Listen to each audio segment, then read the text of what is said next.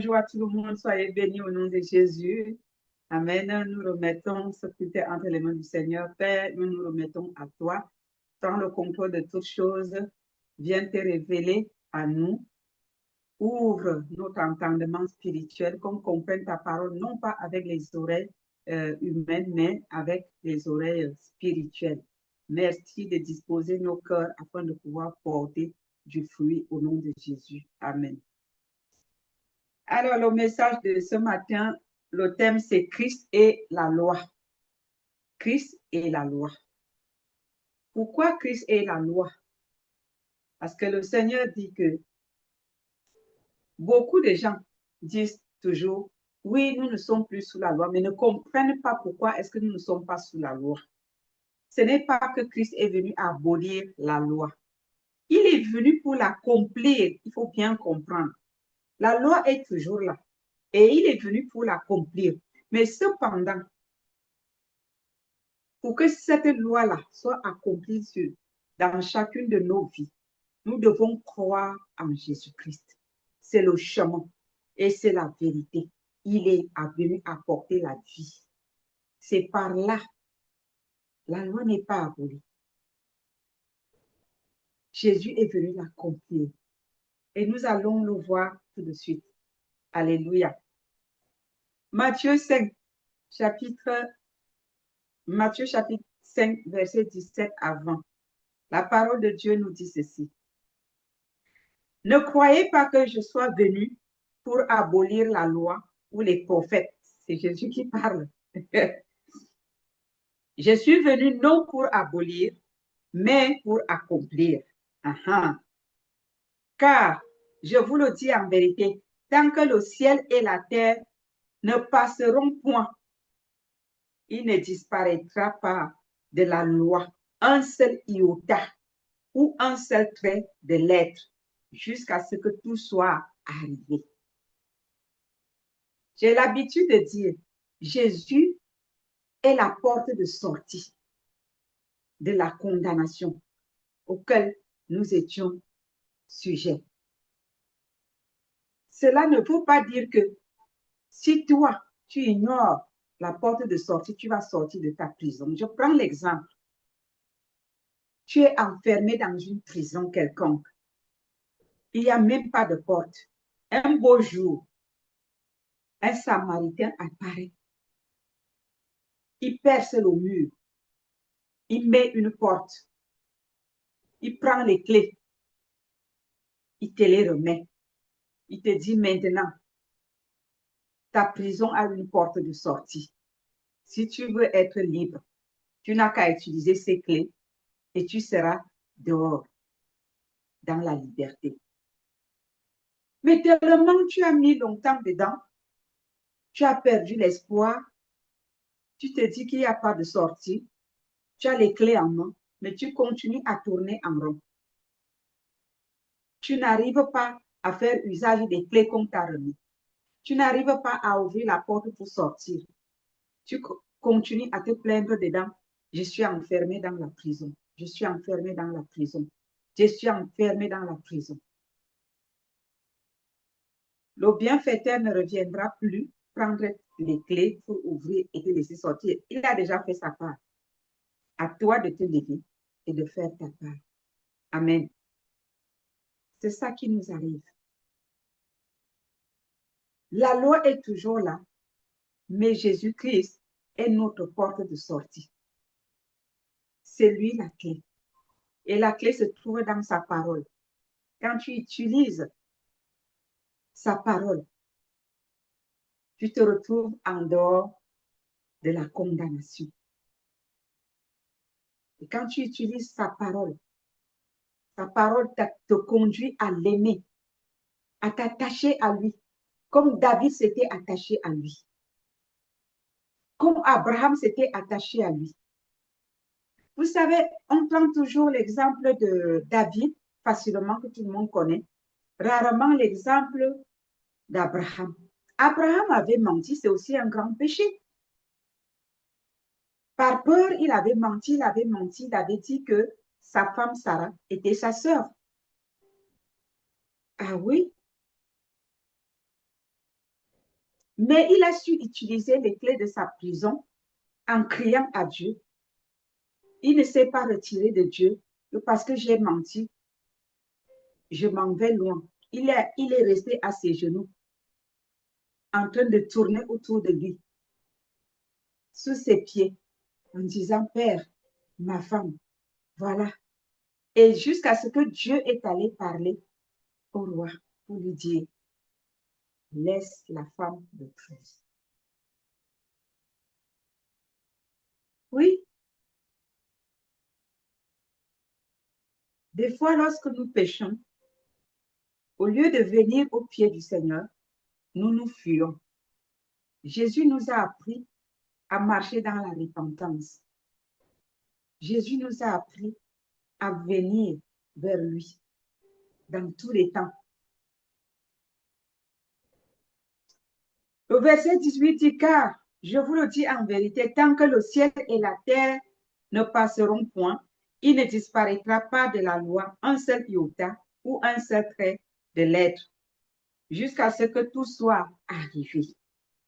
Verset 19, celui donc qui supprimera l'un de ses plus petits commandements et qui enseignera aux hommes à faire de même, sera appelé le plus petit dans le royaume des cieux. Mais celui qui les observera et qui enseignera à les observer, celui-là sera appelé grand dans le royaume des cieux. Car, je vous le dis, si votre justice ne surpasse celle des scribes et des pharisiens, vous n'entrerez point dans le royaume des cieux. Comment faire pour que notre justice surpasse celle des pharisiens et des scribes? C'est par Jésus. C'est par Jésus. Ce n'est pas en restant comme des pharisiens, en priant matin, midi, soir, en donnant les offrandes et tout, les aumônes et consorts, sans aimer Jésus, que sa justice va parler en notre faveur. Non, la clé, c'est l'amour. Nous devons apprendre à aimer Jésus.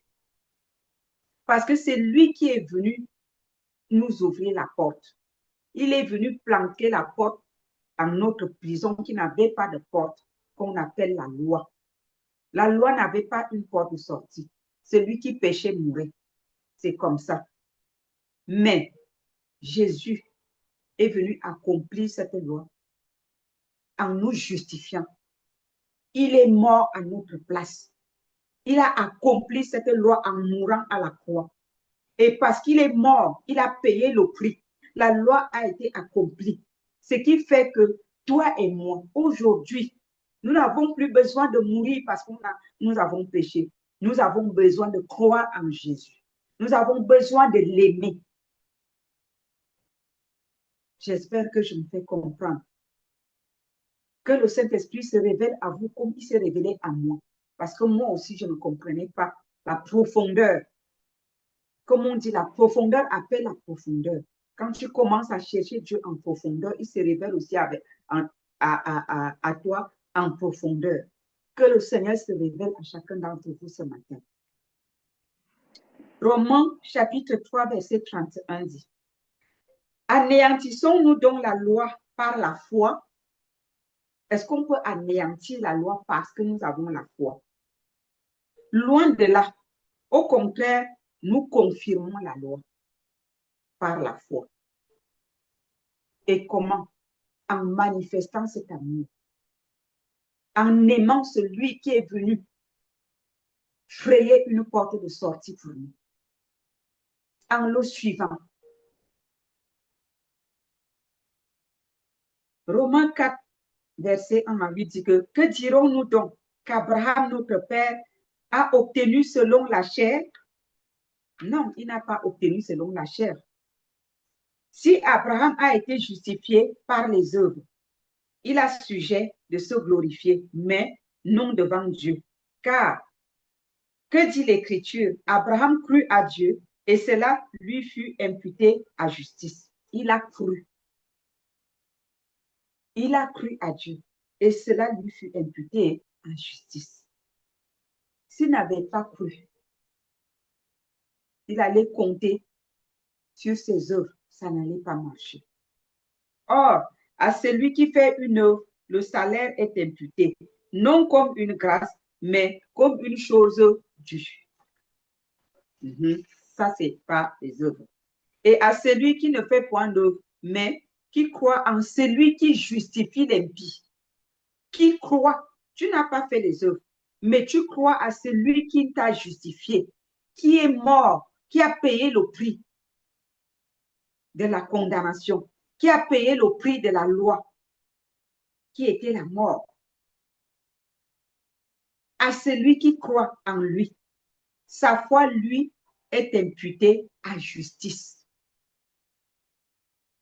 Je ne sais pas si vous captez quelque chose. Un, il faut aimer Jésus qui a payé le prix pour nous. Deux, il faut croire en lui. Ces deux choses-là, quand tu les as, viendront donc s'ajouter les bonnes œuvres. Tu peux faire les bonnes œuvres sans aimer Dieu, sans croire en lui. Ça ne compte pas. Les musulmans, ils font des bonnes œuvres, hein, mais ils ne croient pas. Ils appellent Jésus Issa.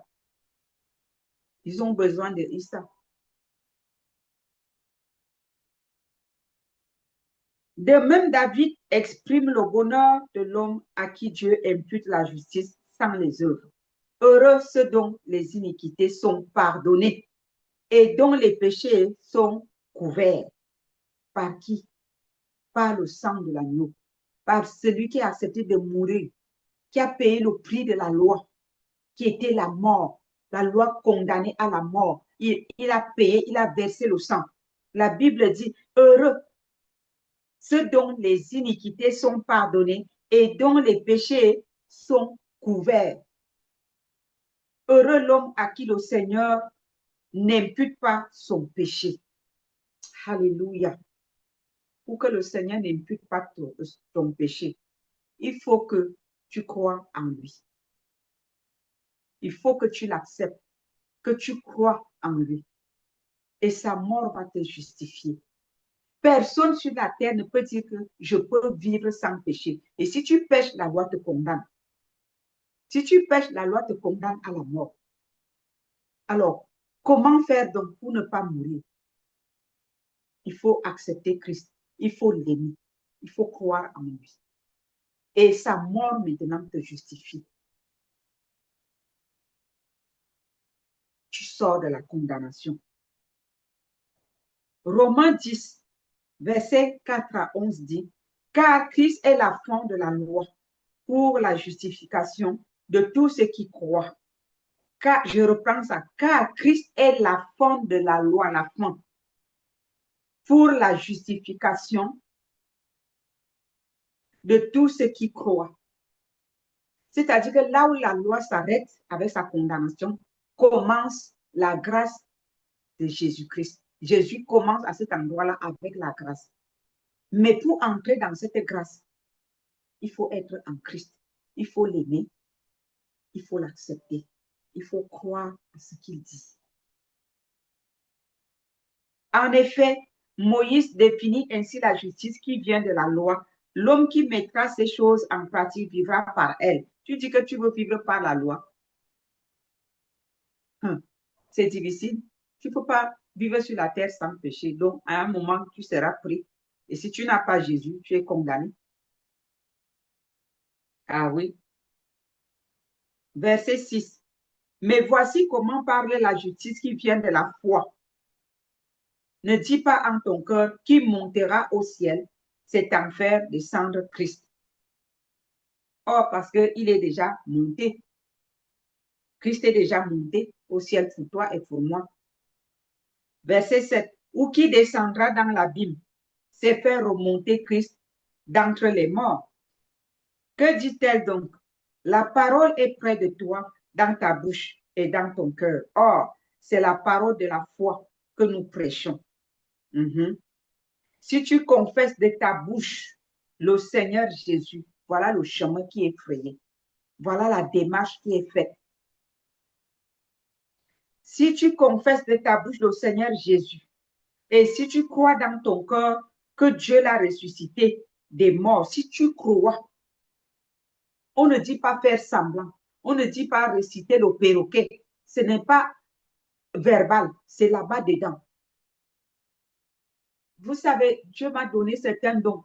Et une fois, une dame est venue à la délivrance chez moi. Et cette dame, tenez-vous tranquille, elle occupe un poste de responsabilité dans son église. Et comme Jésus s'est délié, le Saint-Esprit s'est délié les langues devant moi quand je commence à travailler sur une délivrance. Dieu a délié la langue de cette femme pour me dire que, vous savez, pasteur, je vais vous dire la vérité. Moi, Jésus, c'est ici à la bouche. Ça n'arrive pas à descendre là dans mon cœur. Pourtant, elle est responsable dans son église. Est-ce que son pasteur ne peut même pas s'imaginer? Personne ne pouvait s'imaginer. Mais vous voyez à quel point le Seigneur a voulu que je sache que c'est vrai, je le savais déjà que tout ce qui parle de Jésus ne sont pas de Jésus.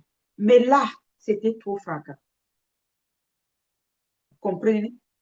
Donc ici, il s'agit de croire avec le cœur et non pas avec la bouche que je crois au Seigneur Jésus. Ce n'est pas la récitation du perroquet. Non. C'est dedans. Et c'est dans le dedans-là que la justice de Christ va parler en ta faveur. Tant que ce n'est pas dedans là-bas que tu crois, tu peux parler de tous les Jésus du monde entier que tu veux. Tu seras toujours sous la loi. Parce que tu n'as pas accepté et tu ne crois pas à celui qui te justifie, qui met fin à la loi dans ta vie, à la condamnation de la loi dans ta vie. Que dit-elle donc? La parole est près de toi dans ta bouche et dans ton cœur. Or, c'est la parole de la foi que nous prêchons. Si tu confesses de ta bouche le Seigneur Jésus et si tu crois dans ton cœur que Dieu l'a ressuscité des morts, tu seras sauvé. Si tu crois dans ton cœur, dedans là-bas, pas ici. Là, tu seras sauvé. Car c'est en croyant du cœur qu'on parvient à la justice. Comprenez ce que je venais d'expliquer. C'est en croyant du cœur qu'on parvient à cette justice. Et c'est en confessant de la bouche qu'on parvient au salut. Confesser Christ, le reconnaître, l'accepter.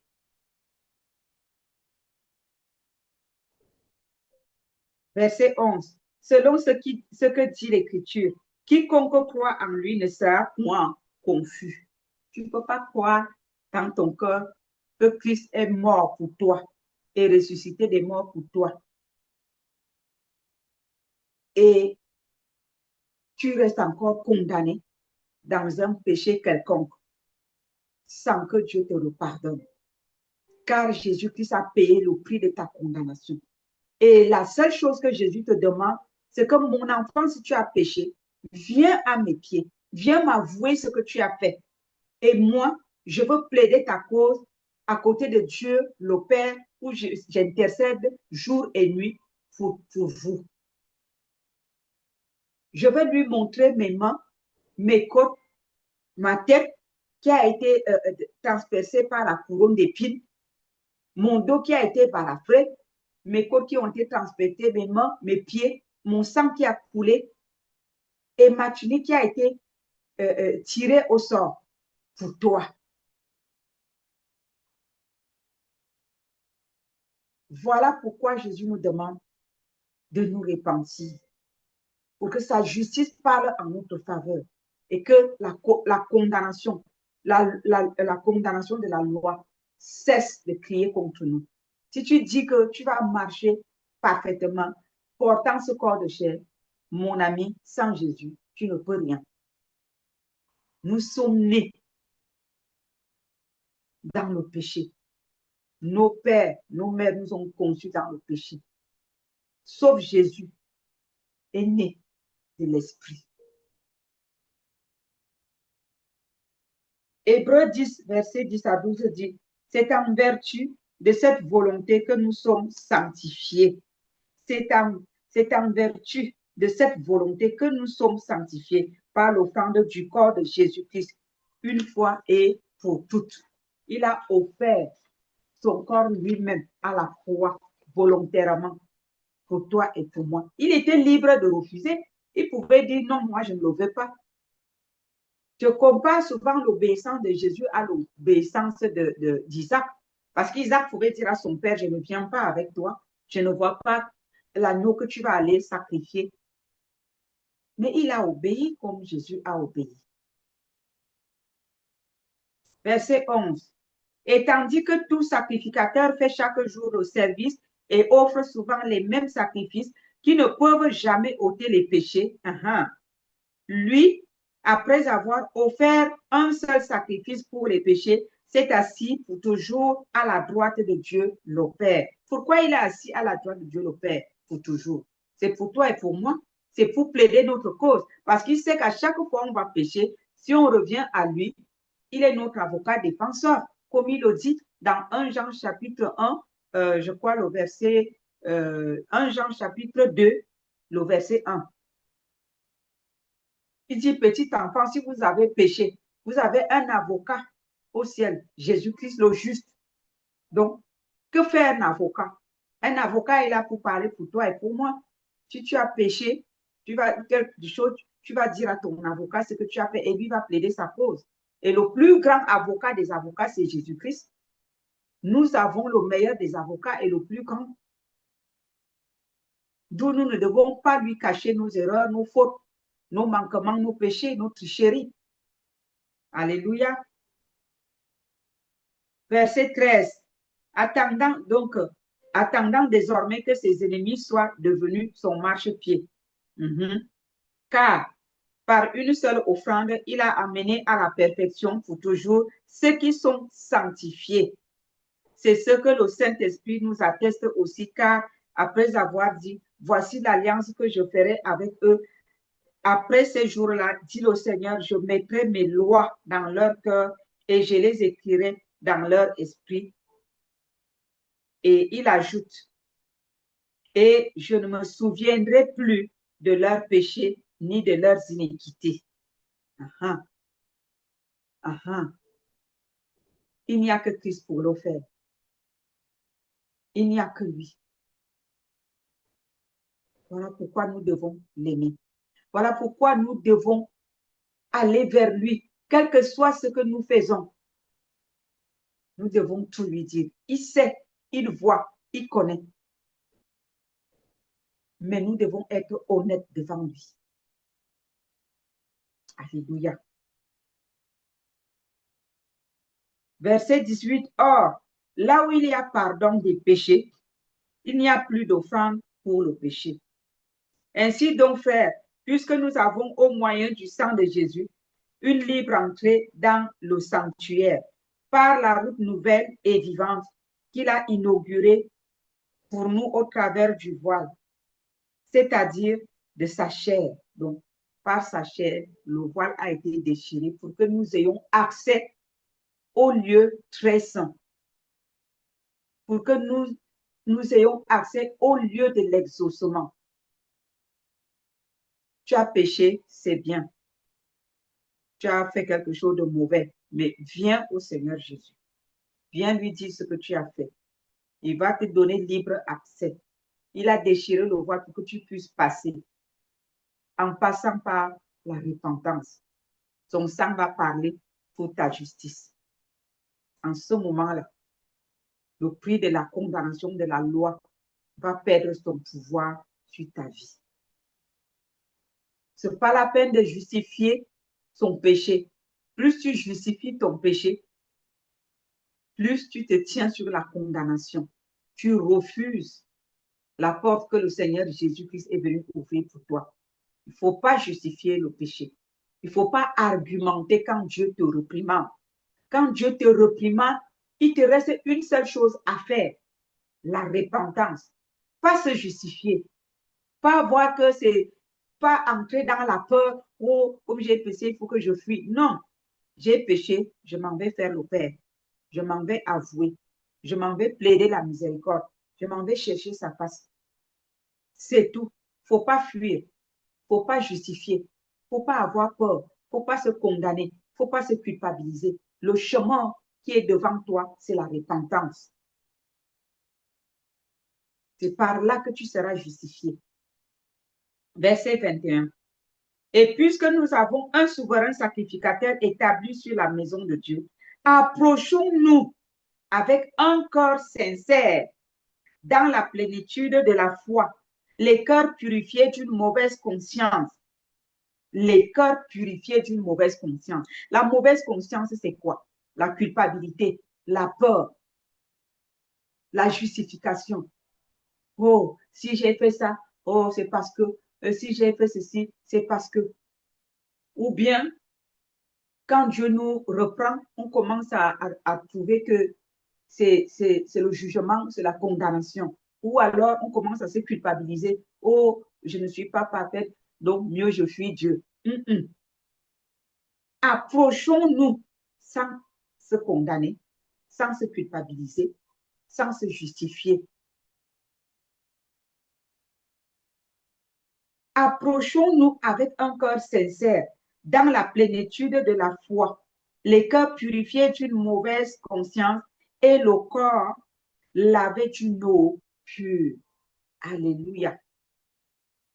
Regardez l'exemple de Jonas. Je vais juste prendre un seul verset. Vous connaissez bien l'histoire de Jonas. Si vous ne connaissez pas, allez dans votre Bible, cherchez le livre de Jonas, lisez du début à la fin. Vous allez comprendre. Mais moi, je vais utiliser le verset 10 ici du chapitre 3. C'est ça qui m'intéresse, selon le contexte. Dieu vit qu'il agissait et Dieu vit qu'ils agissaient ainsi, c'est-à-dire le peuple agissait ainsi, et qu'ils revenaient de leur mauvaise voie. Alors Dieu se repentit du mal qu'il avait résolu de leur faire et il ne le fit pas. Dieu avait résolu de punir Ninive, de les tuer tous, de leur faire du mal. Mais ils se sont repentis et Dieu a vu qu'ils agissaient ainsi et qu'ils revenaient de leur mauvaise voie. Tout ce que Dieu veut, c'est qu'on revienne de nos mauvaises voies. Mon frère, ma soeur, tout le monde pêche, tout le monde fait mal. Et quand Dieu nous reprend, au lieu de le fuir, au lieu de se justifier, ou au lieu d'avoir peur ou de se culpabiliser, il faut revenir à lui. Amen. Et venir lui dire que papa, je reconnais ma faute. Je reconnais ce que tu es en train de me dire là. Je te demande pardon. Donne-moi la force de ne plus recommencer. Saint-Esprit, aide-moi.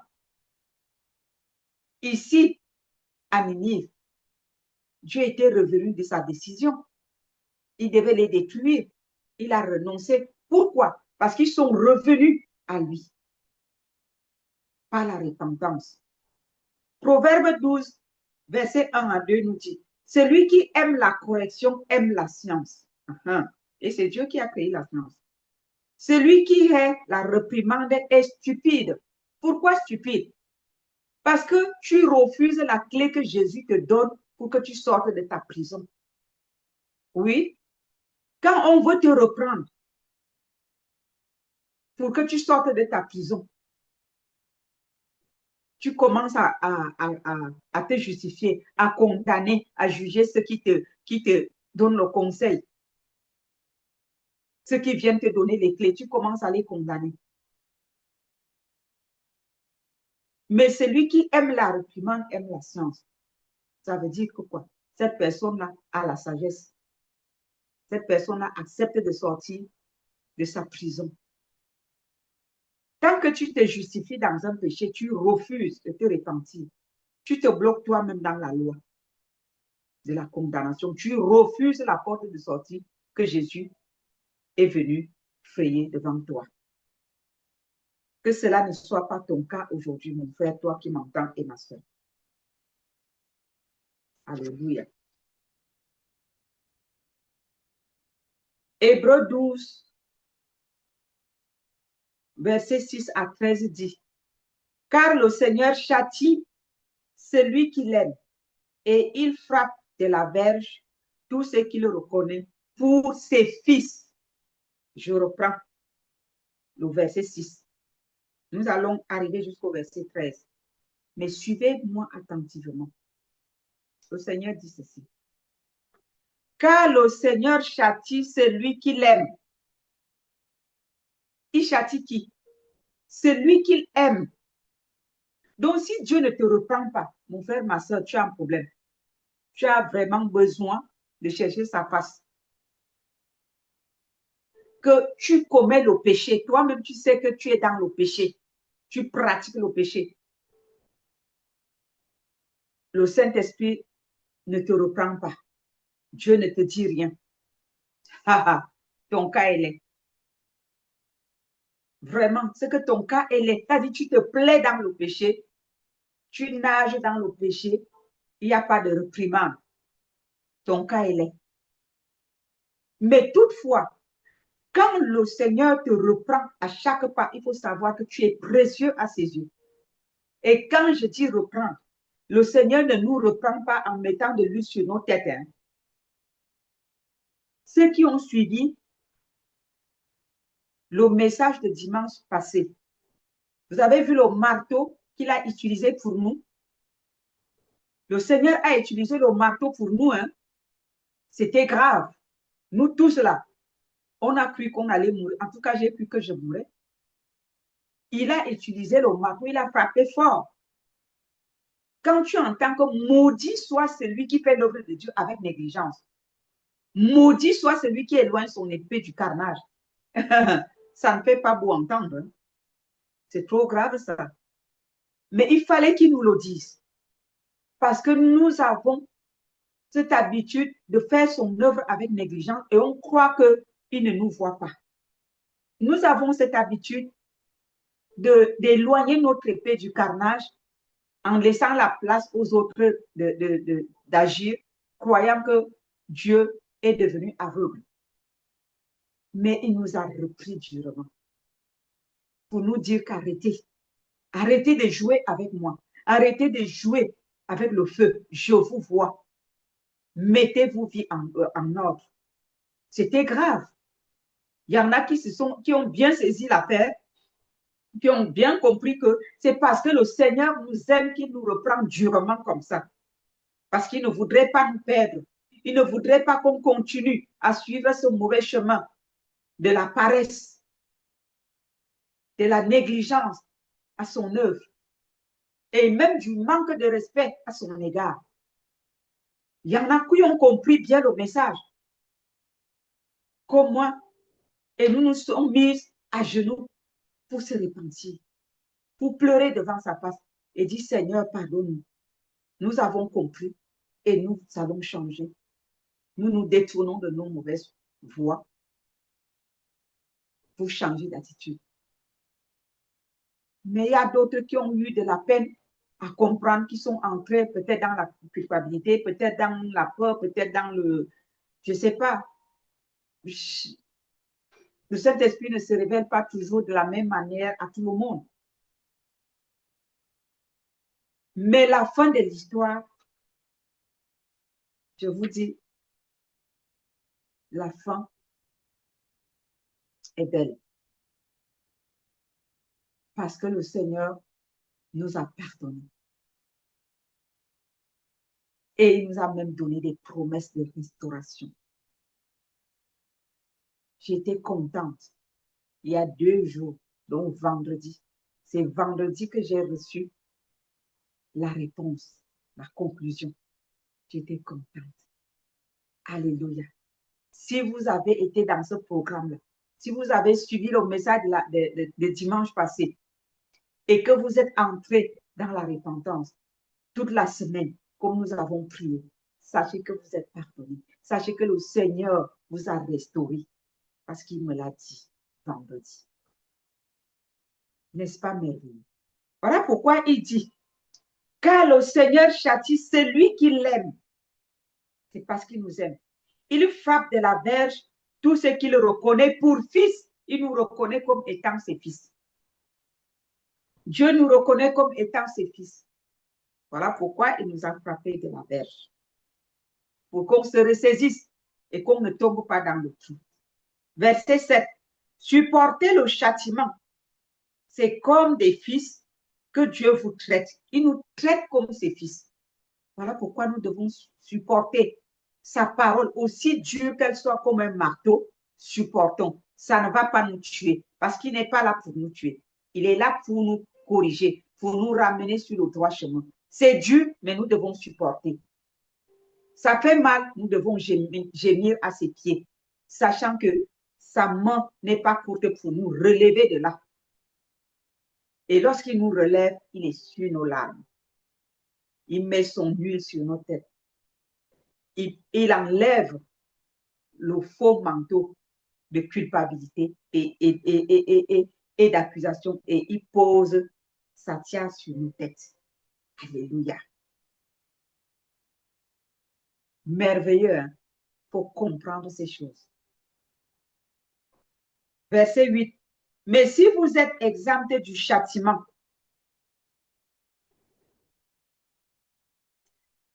non, je retourne au verset 7, la partie B dit, car quel est l'office qu'un père ne châtie pas? Nos pères dans la chair, c'est-à-dire nos papas biologiques, nos mamans biologiques, nous corrigent, n'est-ce pas? Ils nous punissent. Mais si nos pères, nos parents biologiques dans la chair nous punissent, est-ce que le père qui est plus amour que nos propres parents, lui, il n'a pas le droit de nous punir, il n'a pas le droit de nous interpeller, il n'a pas le droit de nous châtier? C'est en bien s'il nous châtie. Ce n'est pas en mal. Donc ne prenez pas en mal les réprimandes du Seigneur. Tombez plutôt à genoux à ses pieds, gémissez, demandez pardon, humiliez-vous. Il va vous relever. Ne vous justifiez pas. Ne vous culpabilisez pas. N'ayez pas peur. Verset 8. Mais si vous êtes exempts du châtiment auquel tous ont part, vous êtes donc des enfants illégitimes et non des fils. Choisissez vous-même. Vous préférez que Dieu ne vous réprimande pas. Comme ça, il vous rejette. Il dit, vous n'êtes pas mon enfant. Ou alors qu'il vous réprimande, sachant que vous restez toujours son enfant. Vous êtes son fils. Faites le choix. Vous êtes fils ou alors vous êtes rejeté. Vous acceptez la réprimande ou vous refusez la réprimande et vous n'êtes pas fils. À vous de choisir. Verset 9. D'ailleurs, puisque nos pères, selon la chair, nous ont châtiés et que nous les avons respectés, parce qu'ils nous ont châtiés, nous avons appris à les respecter. Voilà, nos pères biologiques. Ne devons-nous pas, à bien plus forte raison, nous soumettre au Père des esprits pour avoir la vie? C'est lui qui donne la vie et la vie éternelle. Pourquoi ne pas se soumettre à lui lorsqu'il nous reprend? Pourquoi ne pas s'humilier à ses pieds et accepter son marteau, sachant qu'il nous donne la vie et la vie éternelle? Verset 10. Nos pères nous châtiaient pour peu de jours, comme ils le trouvaient bon, mais Dieu nous châtie pour notre bien, afin que nous participons à sa sainteté. Ah oui, quand Dieu nous corrige, c'est pour enlever les épines et les ronces. C'est pour nous préparer au retour de l'époux qu'il est pour nous, son Église. C'est pour que nous soyons sanctifiés. C'est pour que nous soyons purs. C'est pour que nous soyons nettoyés. Il ne voudrait pas venir trouver une épouse qui est remplie d'épines, de ronces, de crash. Amen. Nos pères nous châtiaient pour peu de jours, comme ils le trouvaient bon. Mais Dieu nous châtie pour notre bien, afin que nous participons à sa sainteté. Alléluia.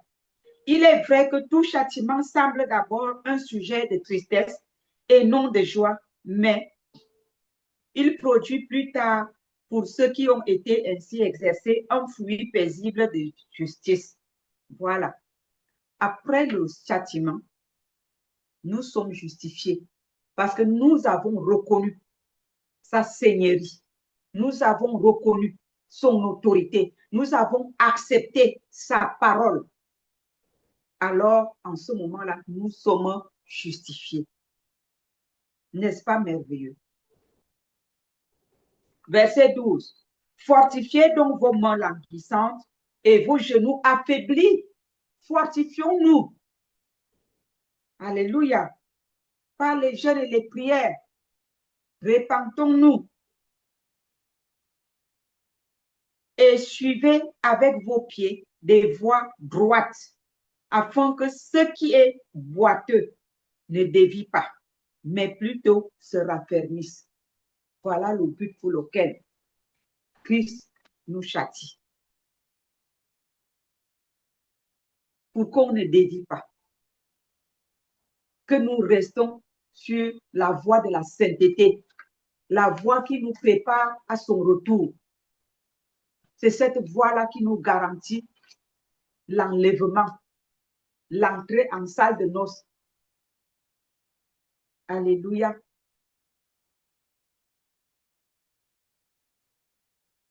Le Seigneur a les plans de bonheur pour nous, son peuple. Les plans merveilleux. Dieu ne veut pas la mort du pécheur. Dieu veut notre repentance. Donc, lorsque le Seigneur nous reprend durement, peuple de Dieu, ne commencez pas soit à lancer les pierres à travers l'instrument qu'il utilise, soit à vouloir fuir Dieu lui-même, soit à rentrer dans la peur, soit à se condamner, soit à se culpabiliser. Non. Écoutons ce que Christ nous dit. Petit enfant, si vous avez péché, vous avez un avocat au ciel, Jésus-Christ le juste. Disons-lui tout. Disons à Jésus-Christ ce que nous avons fait. Avouons nos fautes. Reconnaissons nos péchés.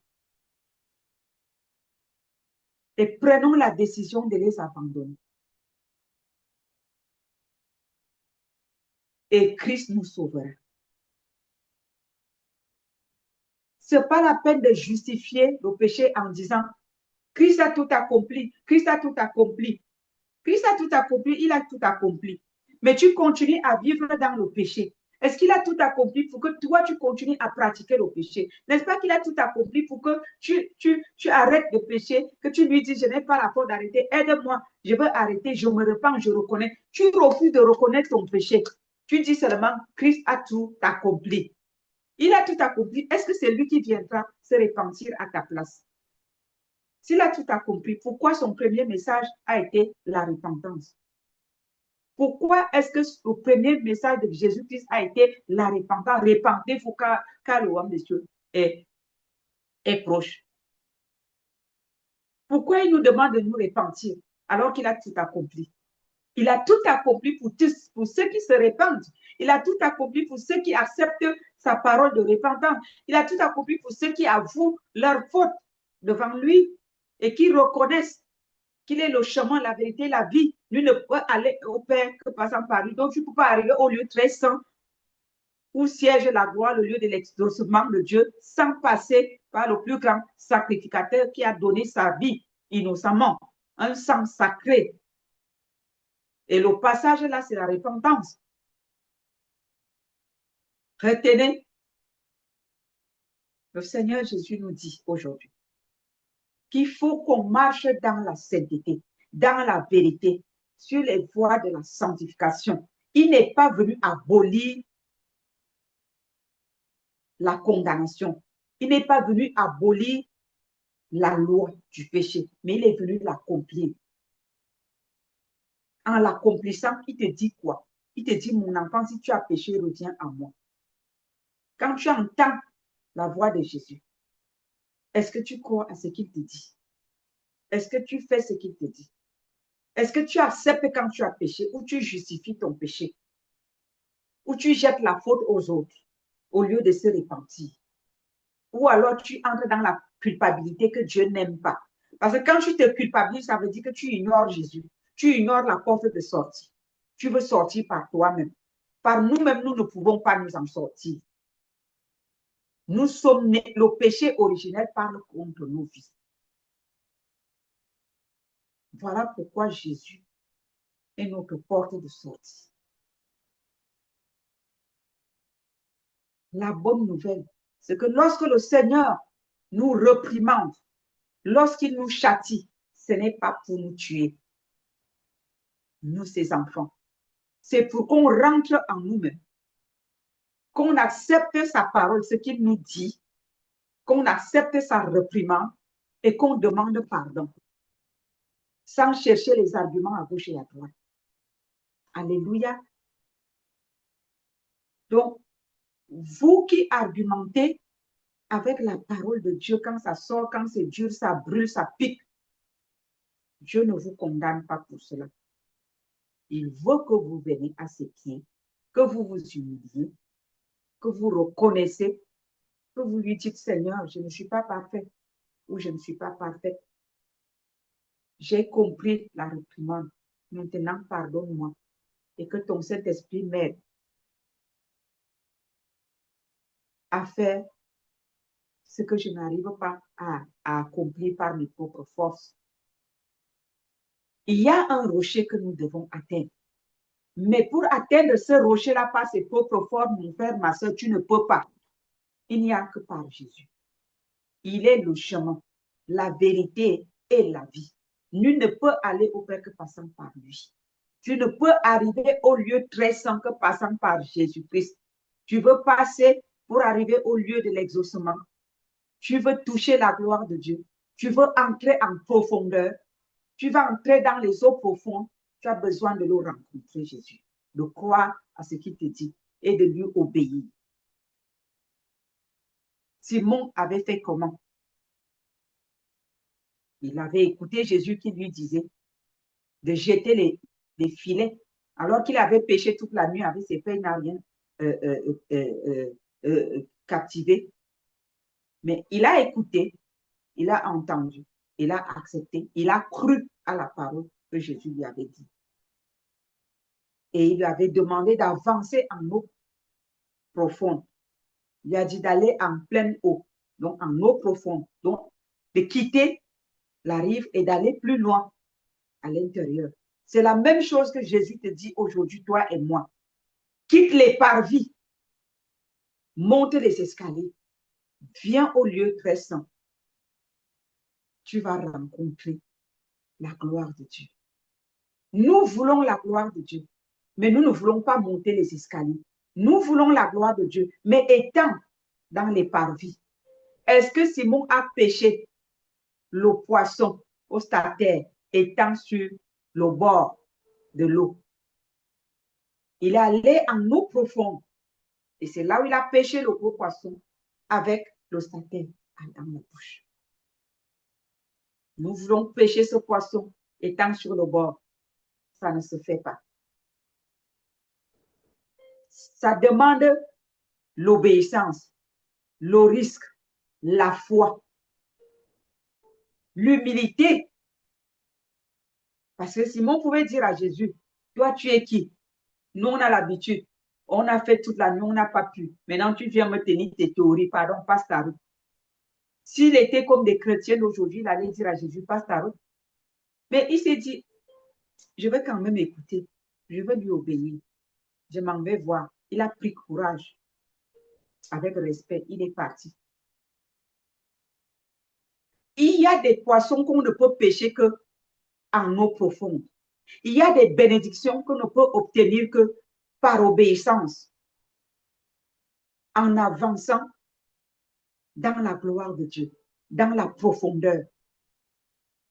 Mais si tu restes dans les parvis en train de dire Jésus a tout accompli, Jésus a tout accompli, et tu continues à nager dans le péché là-bas, à le justifier, ce n'est pas ton Jésus a tout accompli étant dans les parvis qui va t'amener au lieu très saint. Tu dois prendre une décision. Tu dois prendre une décision qui va te permettre de monter les escaliers, après les 12 escaliers, de pénétrer dans cette porte que Jésus a déchiré le voile et de te retrouver dans le lieu très saint, au milieu de la gloire du Saint des Saints. Alléluia.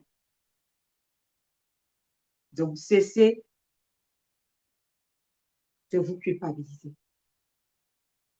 Cessez aussi de refuser le châtiment du Seigneur, qui n'est pas là pour nous tuer, mais plutôt pour nous bâtir. Quand on cite une parole qui se trouve dans l'Ancien Testament, ah, c'est l'Ancien Testament. Hein, ne me parle pas de l'Ancien Testament. Parle-moi du Nouveau Testament. Vous avez lu dans Matthieu, hein, nous avons lu ensemble dans Matthieu tout à l'heure, Matthieu 5, 17, qui dit, ne croyez pas que je suis venu pour abolir la loi ou les prophètes. Je suis venu non pour abolir, mais pour accomplir. Donc, prenons la Bible dans son intégralité, de la Genèse à l'Apocalypse. Ne choisissons pas. Si nous choisissons, ça veut dire que nous refusons le châtiment et la voie de l'égarement n'est pas loin de nous. Que le Seigneur vous bénisse. Je prie pour vous, pour chacun, pour nous tous. Que le Saint-Esprit se révèle à chacun d'entre nous et nous donne l'humilité d'aller devant la face de Dieu, reconnaître nos fautes, au lieu de les justifier, au lieu de nous culpabiliser, au lieu de condamner même les instruments que Dieu utilise pour nous parler, plutôt que nous nous repentons, afin d'être appelés fils de Dieu. Autrement dit, comme dit sa parole dans l'Apocalypse, il vomira le tiède. Je prie qu'aucun d'entre vous qui m'entendez, qui entendez la voix de Dieu à travers ma bouche aujourd'hui, ne soit vomi de la bouche de Dieu au nom de Jésus. Mais que tous ensemble, nous entrons dans la repentance, que nous marchons dans la repentance et dans la justice de Christ tous les jours de notre vie, au nom puissant de Jésus-Christ. Amen. Soyez bénis. Alléluia. Bon dimanche à tout le monde.